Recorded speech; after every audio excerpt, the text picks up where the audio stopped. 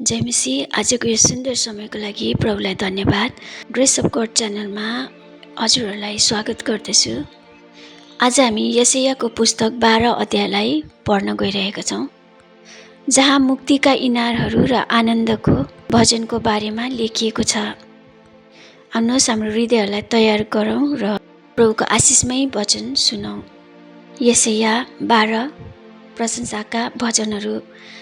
त्यस दिन तिमीहरू भन्नेछौ, हे परमप्रभु, म तपाईँको प्रशंसा गर्नेछु। तपाईँ रिसाउनु भए तापनि तपाईँको रिस अब मर्यो र तपाईँले अब मलाई सान्त्वना दिनुभएको छ। निश्चय नै परमेश्वर मेरा उद्धार हुनुहुन्छ। म विश्वास गर्नेछु र म डराउने छैन।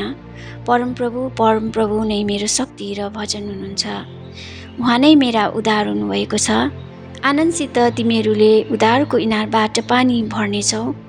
त्यस दिन तिमीहरूले भन्नेछौ, परमप्रभुलाई धन्यवाद देऊ, उहाँको नाउँको पुकारा गर।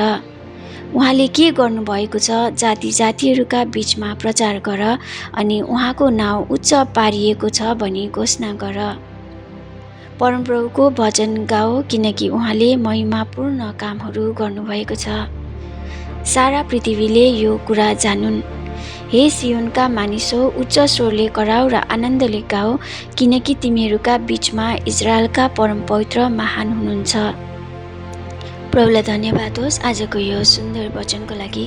आशा छ यशाया 12 अध्यायको यो पाठबाट हजुरहरूले आत्मिक शान्ति र आशिष पाउनु भएको छ भनेर।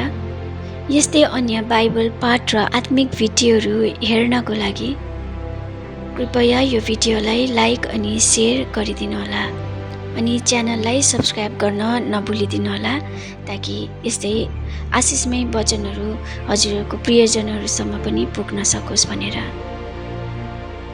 अर्को भिडियोमा फेरि हामी भेट्नेछौँ।